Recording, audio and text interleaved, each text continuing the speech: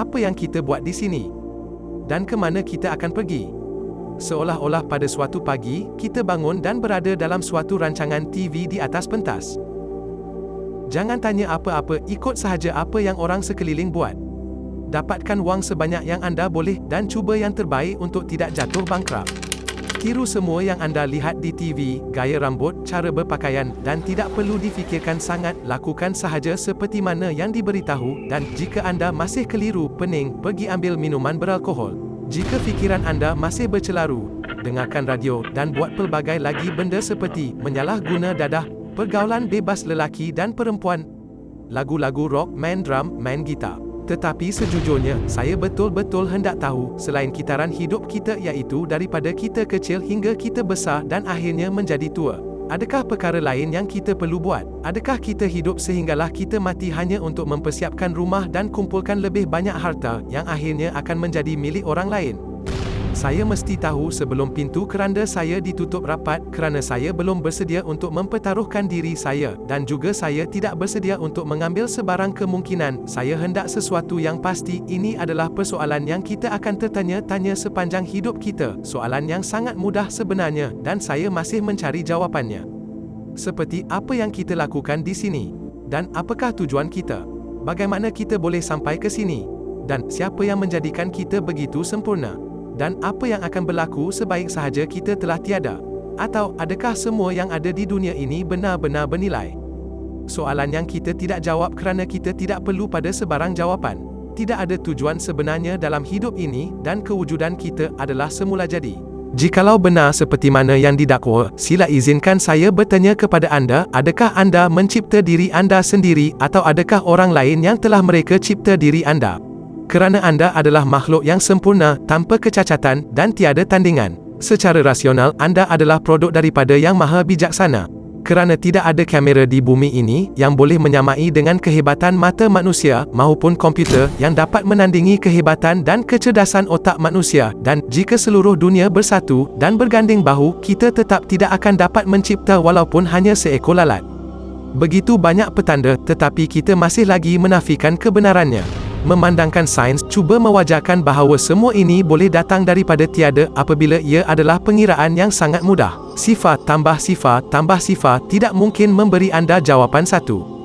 Jadi segala susunan ini datang daripada mana? Kerana segala sesuatu pasti ada asal-usulnya, pembuatnya, dan penciptanya sendiri.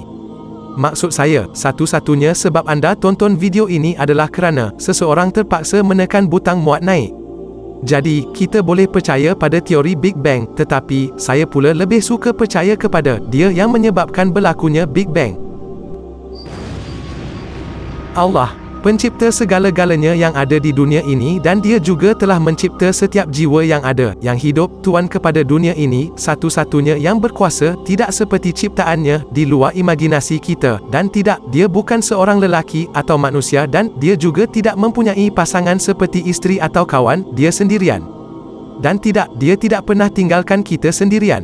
Sama seperti setiap pengeluar produk, dia tinggalkan kita dengan buku panduan penggunaan. Al-Quran dan Islam, dan saya memohon maaf kerana terpaksa membuat kesimpulan, tetapi ini adalah satu-satunya perkara yang paling tepat. Satu-satunya takrifan Tuhan ialah sesuatu yang maha sempurna, tiada sebarang kecacatan dan kekurangan dapat dikaitkan dengan Tuhan. Perkara ini sangat logik. Al-Quran adalah sebuah buku dengan sifar percanggahan, dengan keajaiban yang bersifat saintifik, dan penuh dengan sejarah. Semuanya diturunkan lebih 1400 tahun yang lalu, seperti penerangan terperinci tentang embrio manusia. Keterangan mengenai embrio manusia di dalam Al-Quran tidak mungkin berdasarkan pengetahuan saintifik pada abad ke-7. Sehinggalah kepada gunung ganang yang menjadi pasak kepada bumi, daripada atas darat sehinggalah ke bawah bumi, dan dua lautan yang tidak pernah bercampur, mengalir dalam aliran berasingan, sehingga kepada planet-planet yang berada pada orbit masing-masing, pertukaran malam dan siang, kerana planet-planet tersebut kekal berada dalam laluan sendiri. Alam semesta yang semakin berkembang besar, dan penciptaan segala-galanya, dari H2O, sehinggalah kepada kisah-kisah pada masa lalu, dan pemeliharaan mumia Firaun. Sehingga Al-Quran dapat memberitahu kita, kawasan yang paling rendah di permukaan bumi, iaitu tempat di mana kerajaan Parsi mengalahkan kerajaan Rom. Air yang memancut yang menyebabkan manusia tercipta di dalam kelenjar di antara tulang rusuk dan tulang belakang. Dan tiada satu perkataan pun berubah, setiap perkataan masih sama. Jadi, sila jelaskan bagaimana semua ini diketahui lebih 1400 tahun dahulu kepada seorang lelaki yang tidak boleh membaca atau menulis kerana dia hanya mengulangi apa sahaja yang telah dibacakan oleh malaikat kepadanya. Dan jika anda masih tidak percaya, sila cuba buat sesuatu yang hampir serupa. Tetapi anda tidak boleh. Sebab itulah kita jadikan Allah seperti suatu yang boleh dipermainkan dan utusan-utusannya sebagai suatu bahan gurauan. Muhammad tidak boleh membaca dan menulis. Bagaimanakah seseorang yang tidak boleh membaca atau menulis perlu kita ambil apa yang dia perkatakan? Kita tidak peduli dengan ajarannya, tidak peduli dengan kehebatan kisah hidupnya, dan tidak peduli dengan kisah-kisah orang zaman dahulu yang mencontohi dia, sedangkan kita jalani kehidupan kita mengikut rasa hati, keinginan hawa nafsu, dan kerap berharap. Kita mengatakan bahawa apa yang kita sedang buat sekarang, inilah satu-satunya cara hidup yang kita perlu tahu dan buat. Kita hanya perlu teruskan hidup kemudian kita mati, dan akhirnya menjadi tulang belulang. YOLO, anda hanya akan hidup sekali.